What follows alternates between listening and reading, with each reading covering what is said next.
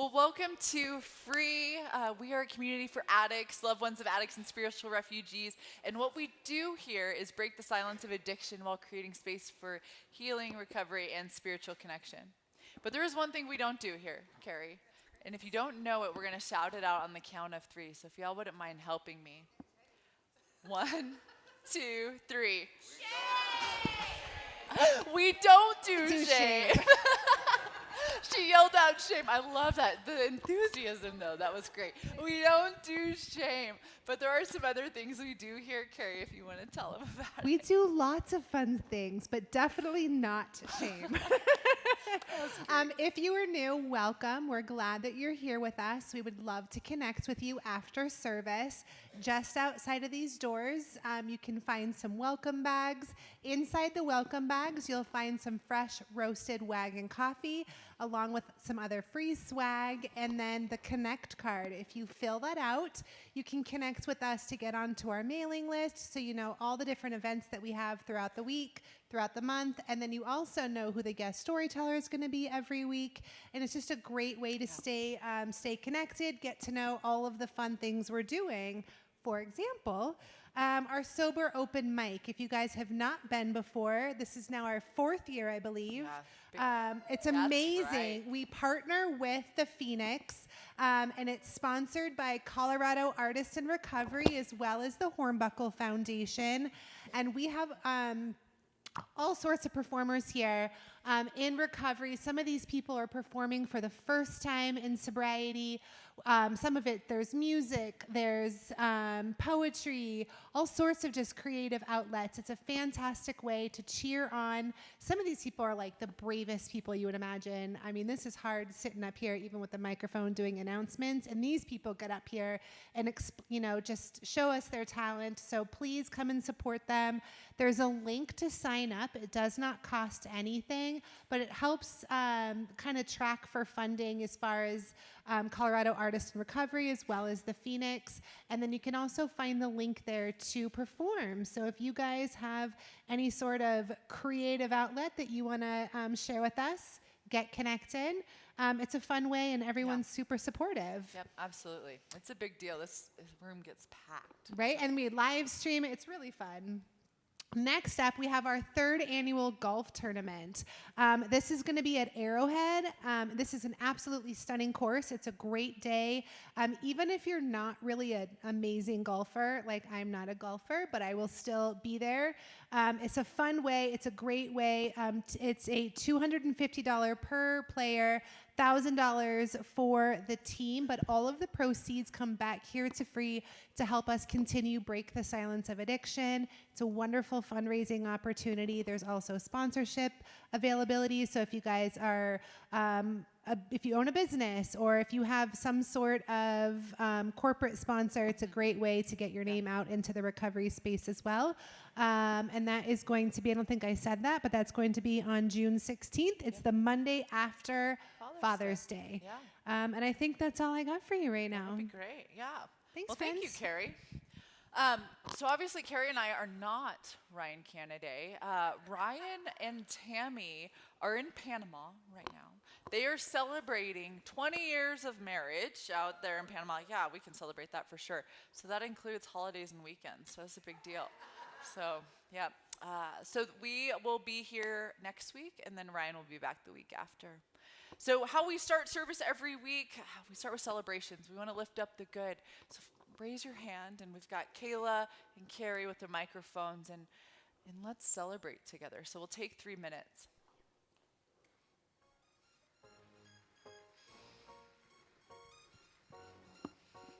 We've got to be celebrating something. Don't make it weird. A couple days earlier, but next Saturday it'll be over. But I'm celebrating 22 years of gambling addiction, recovery from gambling addiction. Awesome. Great.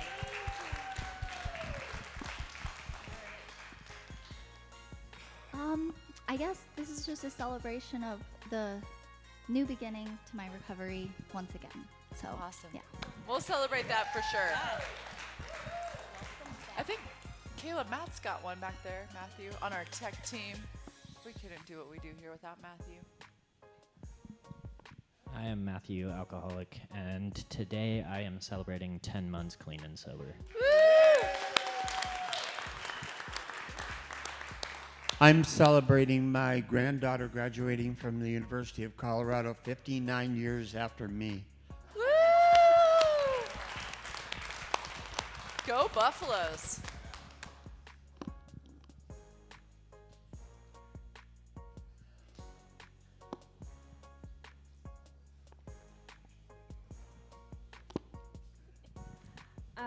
So yeah, I guess I'll celebrate 616 days in recovery today. That's great. Does that include weekends and holidays? That's great. Great. Awesome. Okay, I will go. Let's see it, Kayla. I have, I don't know, 100 and something days, but it is the longest amount of time I have had since 2023. So I am, thank you. We'll celebrate that for sure, Kayla. Any other celebrations tonight? I took a welding class today. I would have never done that when I was drinking. Nope, we would have been day drinking. Yay for welding. I love that. It's the little things, right? My name is Jordan. I'm an addict. So I'm celebrating 700 days, also known as 23 months today. Awesome. Congratulations. My name is Lebon, and I want to celebrate my daughter who is graduating a year early, and she's only like the third person in our family to graduate. So Awesome. That's awesome. Your name's Leroy? Leroy? Levon. Levon.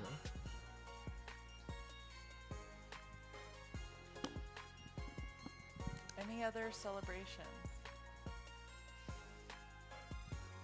All right. Well, Kayla, do you want to join me up here? Oh, sure. So we're going to have some celebrations maybe from the online community. Tech team, do we have celebrations from online? Great. Okay. So you got to turn on the microphone. You're going to do great. Did they say no? Dang. So you did great, though. Yeah. Everyone give it up for Kayla. We'll bring you back for heartaches, Kayla, and see if we have any. Thank you so much. We're in week 3 of this 6-week series that we've been in on faith and recovery. And tonight I want to talk about what it looks like to revel in our recovery. How do we revel in our recovery, and how after 600 days and 700 days and 23 months do we continue to revel in our recovery? So here's a video for y'all to check out.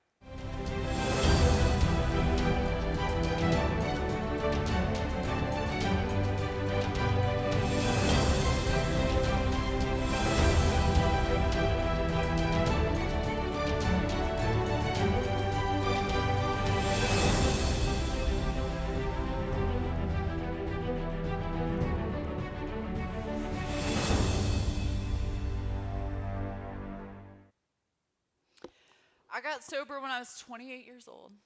And by the time I was 27, I had collected 3 DUIs. The third one, the consequences were by far the steepest.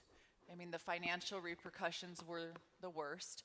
The legal ramifications, absolutely, they were atrocious. But my second DUI, that was the most traumatic. See, in 2015, I was working for an oil and gas company up north, and I was living in West Loveland. And man, I had it made. I had graduated on a Friday, and that next Monday, I was sitting in my office with this great job, this great career, great salary. And then in that same year, oil fell really hard and really fast. And so did my company and my career. And so across this oil and gas company, there were mass layoffs, no exceptions. And there was 5 of us that they really wanted to keep, and so they ended up brokering us out under the table to the sub-consultant. So it was kind of like you can't be on like the MLB team, but you can be on the feeder team, and we'll just hide you under there. And this was before COVID, and so they told me we were working from home. And what do you think active alcoholics do when they work from home? They drink. They drink a lot. And so by noon every day, I was 3, maybe 4. Gosh, if it was a rough day, maybe 5 drinks. down, hiding behind my computer screen. And I was working in the field during this time, and I decided that I needed a new truck, for all this driving that I was doing for my oil and gas company. So I went down to the Toyota dealership, and I bought myself a brand new Toyota Tundra. It's a $50,000 truck to go out to these oil and gas facilities. So 8 days after I'd bought this truck, it was noon, and I decided I was done working for the day. So I loaded my 3-year-old Doberman Brecken up in this truck. And I don't know how many drinks I'd had that day, but I knew I had no business driving. And I drove west to Estes Park on Highway 34. And as I was coming back, Highway 34 is one lane on each side, and I veered too quickly off a corner, and my truck went off the side of the road.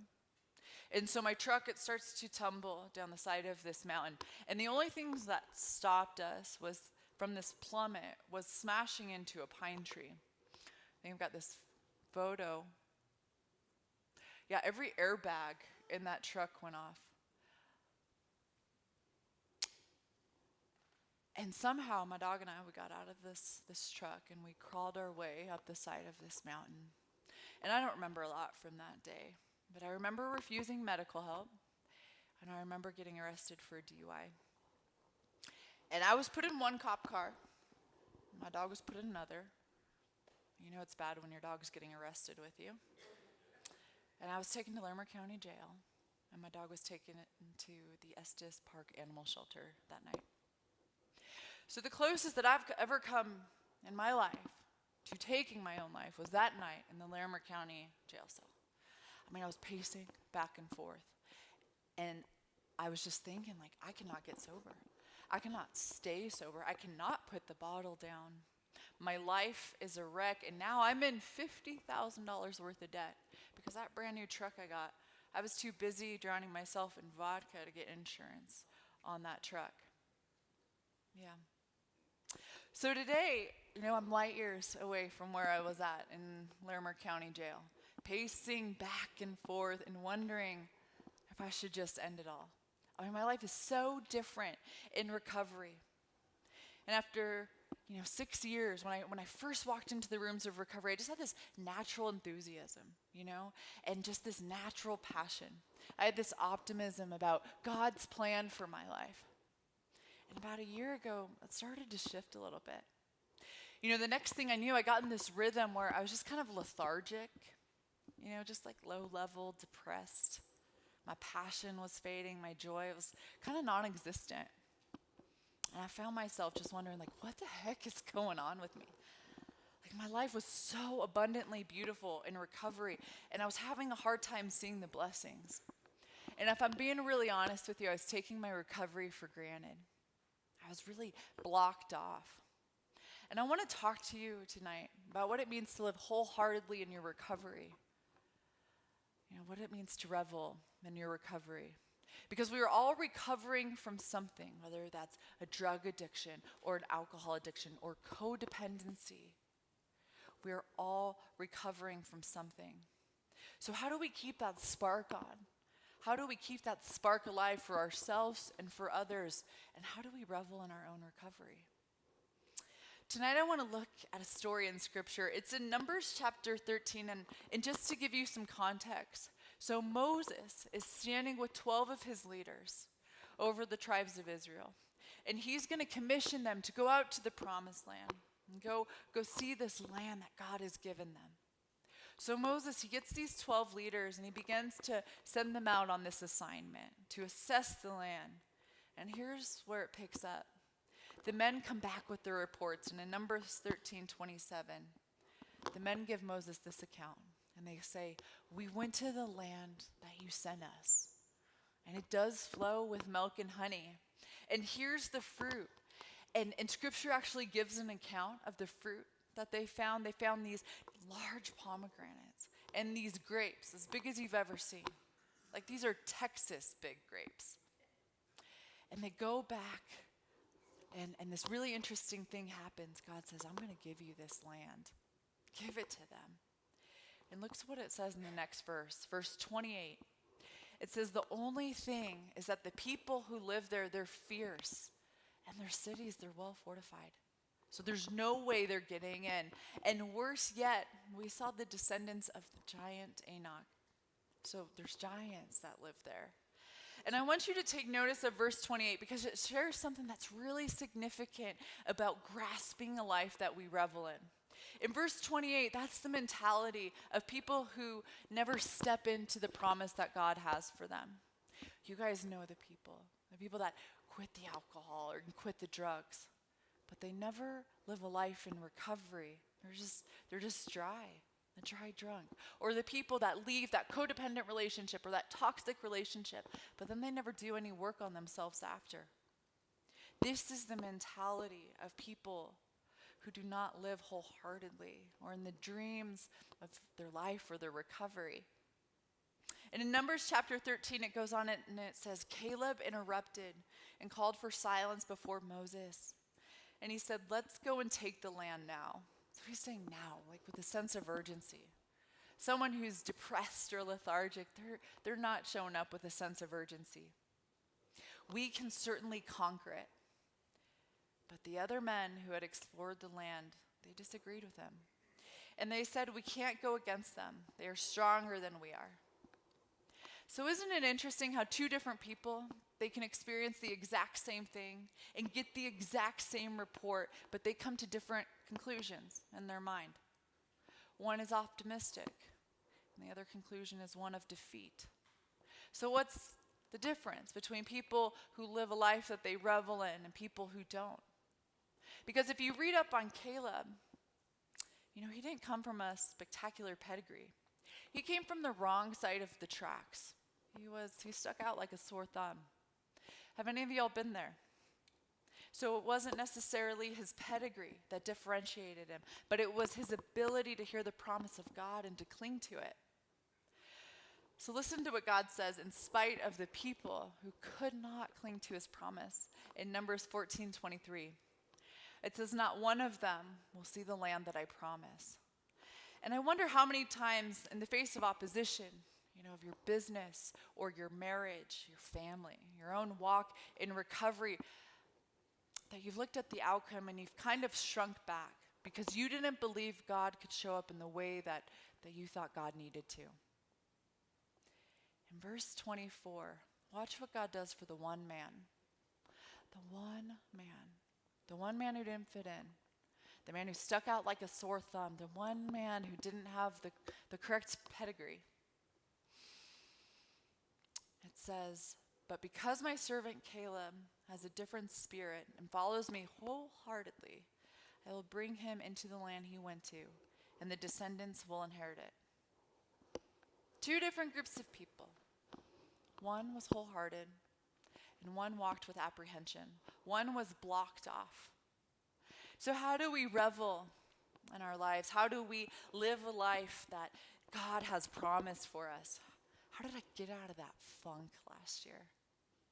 One of the most profound analogies that I've heard in the rooms of recovery was by a man named Gary, and he had about 150 years of sobriety. He died 2 years ago. But in one night, he was talking about Michelangelo. And he said it took Michelangelo 17 years to find that block of marble that he carved the statue of David out in. 17 years. And then an additional 2 years to actually carve out David from this block of marble. And when Michelangelo was asked, well, how did you know to carve out David? He said, I just chipped away at the pieces that weren't of David, and there he stood. And that's what we do in the rooms of recovery, and when we do this work, that's what we're doing. We are chipping away at the pieces that aren't of us, that aren't of you, that aren't of me, and that aren't of God, and then there we stand. See, on our journey to healing and to recovery, to emotional sobriety, what you need to know is everything that you need, you have right now. We just need to chip away at the pieces that aren't of us, and there you are. And that was something that I needed to hear. See, I didn't need my situation or my circumstances to change to be less lethargic or less depressed or to get my passion back. I needed to chip away at the clamors of the world, mostly the ones inside myself. Those voices that were telling me that I wasn't good enough, that I wasn't successful enough, that I wasn't smart enough. I needed to chip away at that. That was what was keeping me blocked off. Same situation. But I had to go from an apprehensive mindset to a wholehearted mindset, and a mindset that was immersed in gratitude. Because let me tell you, that kind of internal struggle from experience, it causes this soul sickness within you. Don't let it. You gotta let it go. So what did I do to let it go? Well, I prayed, I meditated, I talked it out with a friend, I went to a meeting, I went and worked out, I did inventory work. Whatever you need to do to let it go, you need to do that. Chip away at the clamors of the world, the ones that are blocking you off from the sunlight of the Spirit. That's how we live a life in recovery. So I've done some powerful fear and resentment inventories in my life and in recovery. And about 5 years ago, my fear inventory, it looked like fear of financial insecurity, fear of never getting out of debt, fear of never becoming a homeowner, fear of never becoming a mother, fear of never having a family or getting married. Those were my fears 5 years ago. And I think it's important that we're sitting down with another person and we read that fear inventory, because I needed to get out of my own way. I was preventing the God-sized dreams of my heart from coming to fruition. So I wanted to get out of debt. But I was overspending on vacations and clothes. I wanted to get married. But man, I wasn't doing the wholehearted work that would attract the right person. It was almost like I was so afraid of succeeding that I was just self-sabotaging my situation. And those are the things that inventory work with another person, that when we say them aloud and we get them on a piece of paper, like sometimes I can't see my own bullshit until someone's sitting across from me and I'm reading it aloud to them and they're like, man, Noelle, that doesn't make any sense. And they were right. And they were right. So how do we chip away at the things that are blocking us off? Well, we do the work and we write it down. So about 9 months ago, Mickey and I, we put our house up for sale in Littleton. We've got like 100 kids, so we just needed a bigger house in Highlands Ranch. And so our house went up for sale, and we got an all-cash offer in 8 days. Like, that was the dream. We're like, yes. And we get to the closing table. We sign our closing documents, and our buyer, they sign their closing documents, and our buyer's funds never came in. So the next day, our house is 100% packed. The next day, instead of moving, we got a call from our real estate agent, and the house that we were going to purchase to move into, it fell through. They dropped us because we were out of contract. We couldn't buy their house. And so I'm pregnant at this time. The market is slowing down because we're getting towards the end of the year. It's an election year. It's not looking great. And we're just in this holding pattern. I'm this emotional basket case because 90% of our house is packed up, including all of our baby stuff. This child doesn't have a nursery. He doesn't have a bedroom. He's got like a little bassinet that he sleeps in, And so one night, I was going into our garage to get into some boxes. I needed some kitchen utensils, so we had nothing to cook dinner with. And I found one of my old inventory notebooks from 5 years ago, and I opened it up, and I read this fear inventory. And I read my fear of financial insecurity, my fear of never getting out of debt, and my fear of never becoming a homeowner. And I had these tears that just fell from me. See, I got so hung up on what we had lost that I missed the blessings of recovery and what they've given me. When I walked into the rooms of Alcoholics Anonymous, if you could have a negative credit score, like that was me. It was awful. And I had this $50,000 delinquency on my credit. But slowly, over the first couple years of my recovery, I traded my booze money for my truck debt money. I got that paid off. And after 7 years, almost to the day, that fell off of my credit skyrocketed, like 200 points in a day. And I had something that I never had before. and that was a good credit score. And that same week, like this is back in 2022, so the real estate market is nuts. Like houses are going for $50,000 over asking price without inspection, like it's the Wild West out there. And my dad's best friend calls me, and he says, do you want to buy one of my houses off market? Like, you just need to qualify for financing. Like that's the stuff you can't make up. Like that's God working behind the scenes, things that I couldn't even see, coming to fruition, like God's perfect timing. And here I am wallowing, in my pity and despair that this house fell through, and I almost missed that I had a house to sell in the first place.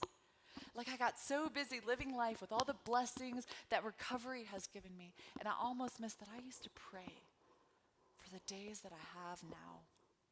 And immediately my attitude, it began to shift. Same situation, different perspective. Went from a perspective of apprehension to one that was a bit more wholehearted. My circumstances, they didn't change, but my attitude did. See, the big book talks about how in recovery, our recovery, it needs to continue to grow with depth and weight. So I think in recovery, our lives get bigger, and then we need more recovery to kind of make up for that, and then our lives continue to get bigger, and our recovery has to get deeper to accommodate that. So how do we keep our spark alive for ourselves and for others when we're walking in recovery? Well, we do the work and we write it down. We write down the inventory list and the gratitude list, because sometimes I need that reminder that everything that I have, that's all I need.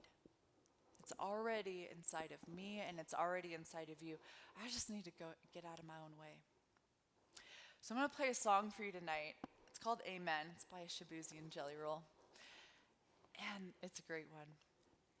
And I want to play this song for anyone who's still struggling in their own recovery, whether you're struggling to get this thing, or you're just in your recovery and you're just in a funk. Just this kind of low level, lethargic, and you just need to get out of it. So here's Amen.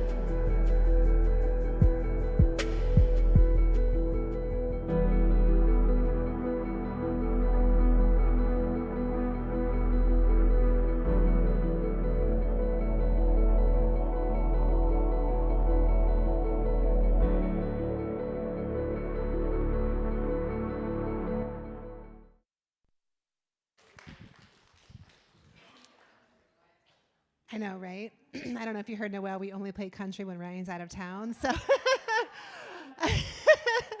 welcome back. If you are new with us, you should know that every week we invite a community member up into the living room to share some experience, strength, and hope. This tonight, our guest storyteller, I remember she came up, I think she said it was around like 60 days when she was sober, and she approached me. She's like, oh, I think I'm ready to tell my story. But I was still really new to even doing this portion, so I was like, I don't know what to tell you. And then, but Ryan, when she had approached Ryan said, just keep coming back, just keep coming back. And the beautiful thing is that she did. And the beautiful thing is that every single week you can find her in the front row. Her and her husband, they work this program together. They do it beautifully. They do it independently, and they also do it as a couple. So if you would, please help me welcome Katherine up to the living room.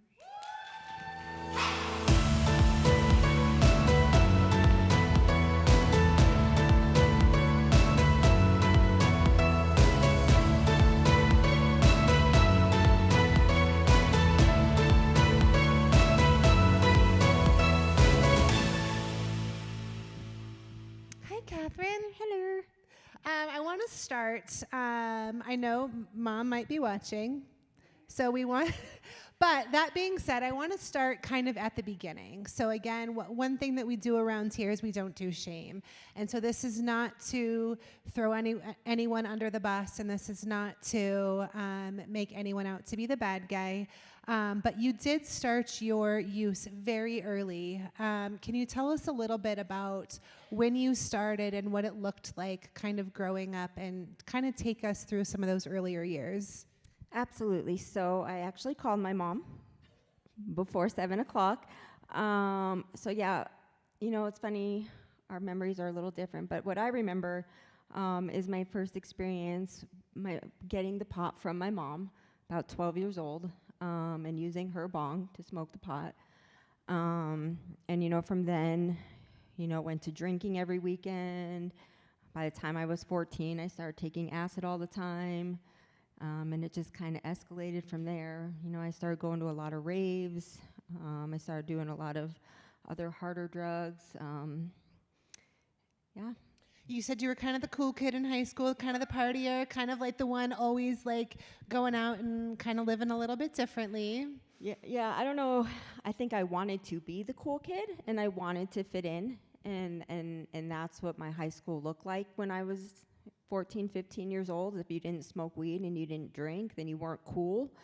And so, yeah, I had the kegers at my house, and Mom would go out dancing. Sorry, Mom. Mom would go out dancing, and I would bring in the people, and we'd have about 200 people in my house, and then she'd call me and tell me she was coming home, and we'd kick the people out of the house, and that's kind of how that went on. And, you know, I remember at one point she told me that she thought that I had a problem, and I was like, this is what I do. I'm a teenager, but, you know, eventually I got really addicted to GHB, and I overdosed at least 5 times. I remember waking up one time putting a tube down my throat for life support. I remember waking up on life support, and it's really scary when you try to breathe on life support because you can't breathe on your own. And so that was pretty much the time from 12 until, well, that went on until I was about my mid-30s, till I got in trouble. And then we want to fast forward just a little bit. And you had at a time where you had met your husband, and you were sober at that time when you met him, right? But then you had actually returned to use, and you were keeping a 10-year secret from him. Can you tell us a little bit about that secret? Yeah, so we met, I kind of shared there was my I went to a treatment center called The Haven. It's a 2-year residential. It's not around anymore. It was Pier 1 in The Haven. And we met in treatment. And I think I was maybe sober. I got off paper in July, and we met in May. And so as soon as I got off paper. Can you tell people what that means? Not everybody knows what that means. So I was on probation. And so as soon as I turned a 3-year probation sentence into a 10-year probation sentence because I couldn't stay clean. Right? Like, I was smarter than the system. I was going to get one over on the system. It wasn't a thing. And eventually, I remember my probation officer telling me, you can go to ICCS or you can go to The Haven. And I said, I don't think I'm that bad. I don't think I need to go to The Haven. which obviously was a little crazy. But yeah, so we met at the Haven in Pier 1, and we really connected. But yeah, I liked the life we were leading. We ended up getting married, and I started using as soon as I got off paper. But for the next, we've been together, so this November will be 10 years. We were together 2 years before we got married, and pretty much from July of 2013 until 2 years ago, little less than 2 years ago. I'll have 2 years in September.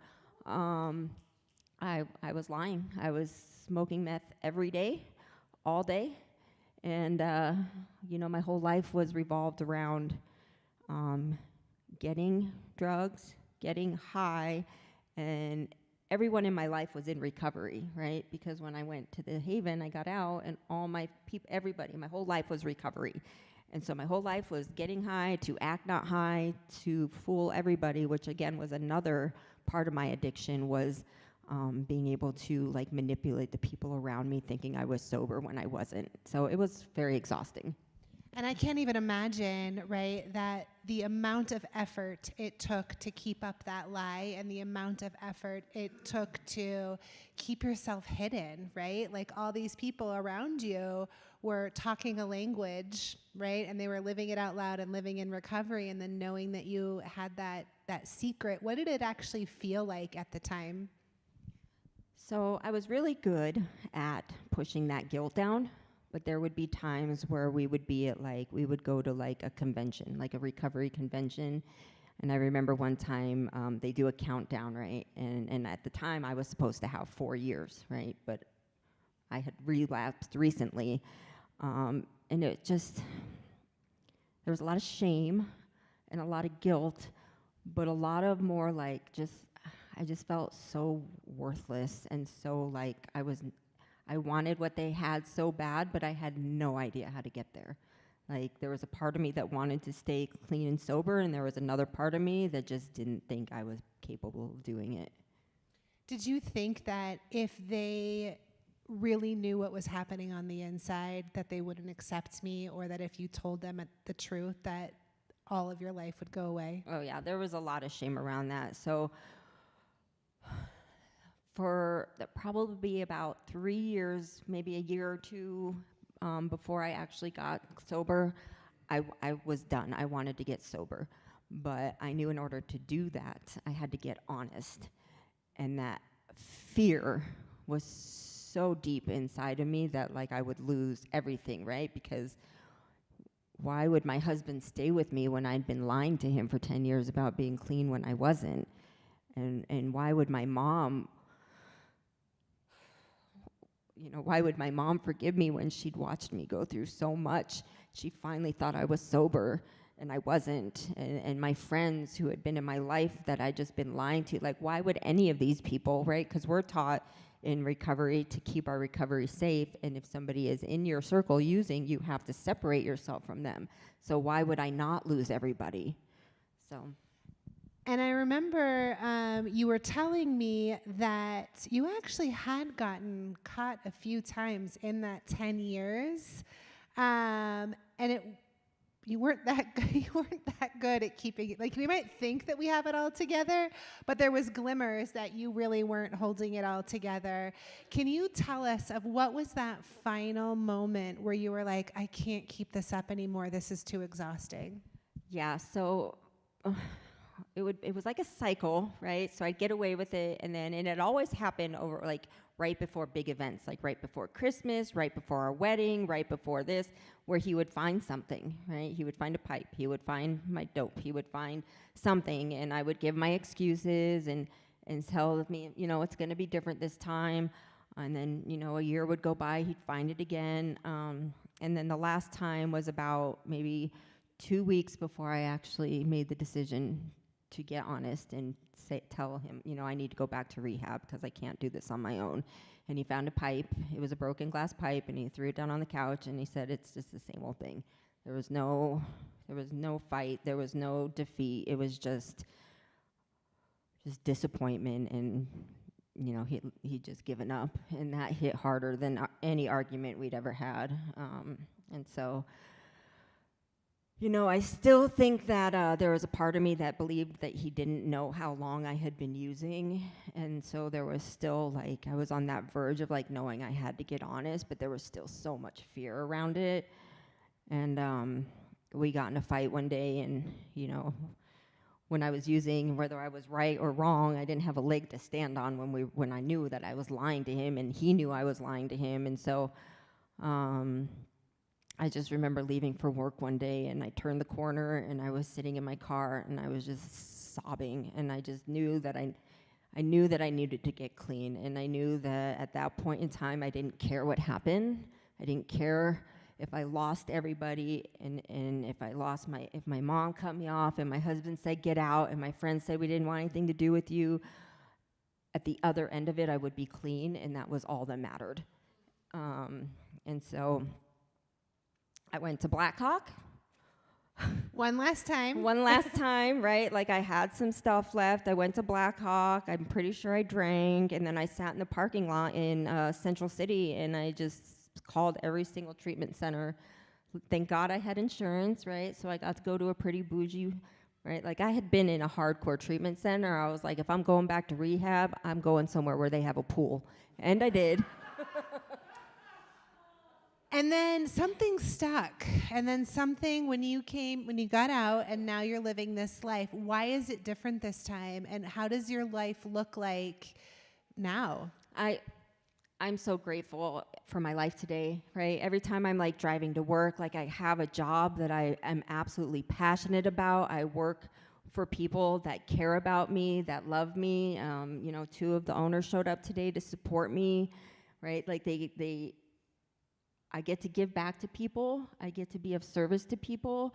I get to make a difference in people's lives. And then our personal lives are so fulfilling right now, right? My husband works his program with his sponsor. He works his own set of steps. I have a sponsor. I work my own set of steps. But, we are involved in something on a regular basis. Sometimes it's almost a lot, right? But it's we're going camping in June with a 12-step fellowship, and we go to conventions, and we go to meetings, and we go out to eat, and we have these friendships I've never had before.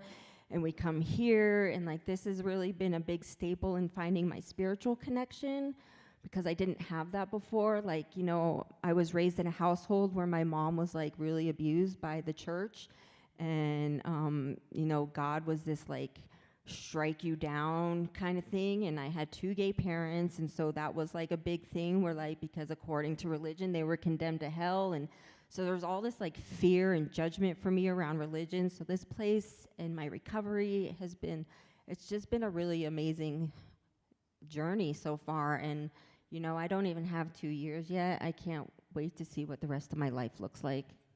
But it's so interesting, that fear when we hold on to, I'm going to lose everything if you fully see me and if I fully come clean. And it sounds to me like the exact opposite happened, that you actually got so much more and your life got so much fuller. And then so today, your individual relationship with your higher power, given your upbringing and given, you didn't quite have that upbringing, what does it look like today to connect to a higher power of your own understanding? I mean, I feel my higher power in everything I do, right?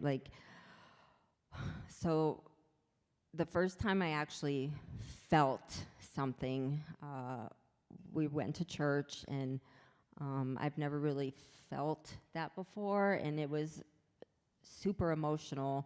And that combined with, there's this show, it's called The Chosen, and that show completely changed my whole perspective on God, on religion, on Jesus. And I listen to gospel music, and that moves me in a way, and I pray and I meditate, and sometimes I yell at God when I'm mad at somebody or something, and it's also a way for me to connect to my higher power. I don't have any fear around, the future of what happened, all the what ifs, right? Because I know that there is a loving power greater than me that has had my back way before I even believed in one, and will always have my back no matter what happens in life. Oh, that's so good. And that's one of the things I love about our community too, is like anyone can connect in any way and whatever that looks like, which I think is just absolutely beautiful. In closing, we have people joining us online who might be afraid to walk through the door. We also have people who may be sitting here tonight who are holding on to perhaps a secret that is inside killing them, and they are that fearful of, oh my gosh, if I let this go, what's going to happen? Am I going to lose everyone? To that person who is in that fear, who was where you were, what piece of experience, strength, and hope can you leave us with tonight to that person out there who's still suffering in silence?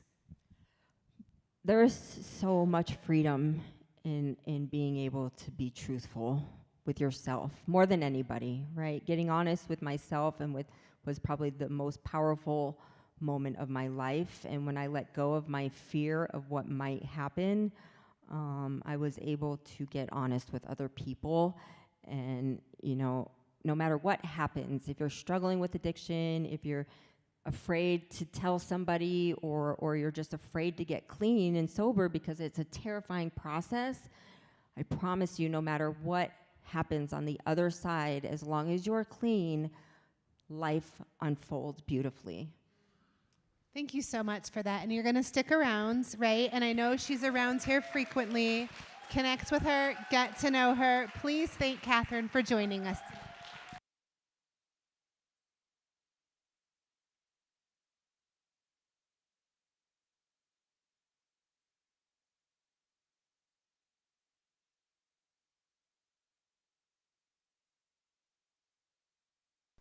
Check. There I am. Well, thank you, Katherine. Well, we go out with service every week, similar to how we start service with celebrations, but we do heartaches. We want to walk with you. So whether you're struggling or your loved one's struggling and you just need some prayers for a tough time right now, go ahead and raise your hand. I've got Kayla and then Carrie again with the microphones, and we'll just pray together. We'll take 3 minutes. I would just like to send out prayers for one of our friends in the fellowship that just lost his father. And it's a lot. Yeah. Prayers for him and his family.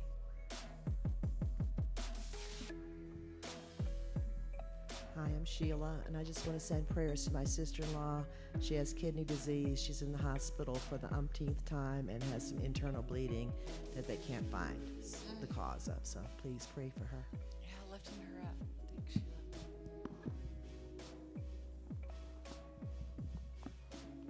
I'll say one. I know tomorrow is a very difficult day for a lot of people. There's a lot of moms out there, whether you have lost a child or if the mom is not with their children. It could be a very heartbreaking day for a lot of people. So just be kind to others and to all those mothers out there who might be walking a challenging journey.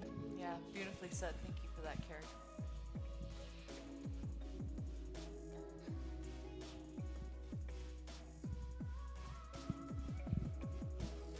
Hi, my name is Melody. I just want to say prayers for those that are still suffering and experiencing dark thoughts of suicide because of their disease.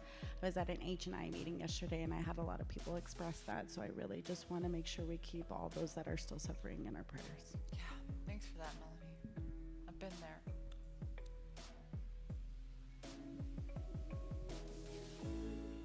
I want to pray for Mike. He was in a pretty horrific car accident a couple weeks ago. We're very grateful that he's still with us, but just, man, a lot of pain, a lot of physical pain, and the aftermath of a very scary accident. So we're grateful you're here with us, Mike, but praying for your speedy recovery.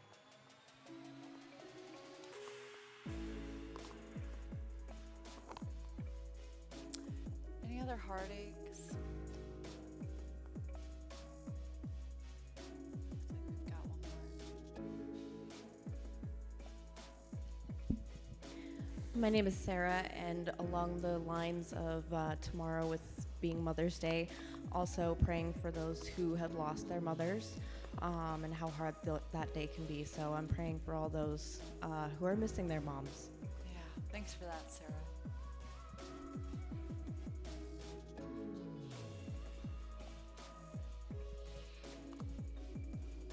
Okay, I'll go again. Hello. Hi, Kayla. Hi, I am a mom, and I'd just like some prayers because my daughter is going through.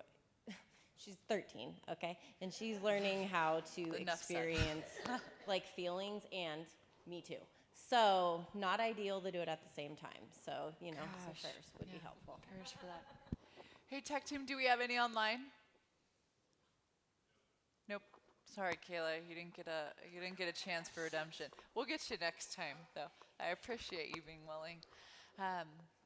Well, here at Free, we're able to keep the lights on at this place and this place going because of your generous donation. That's how we're funded and we run here. So we appreciate it. We know that it's a spiritual practice for many of you, and gosh, we're so grateful.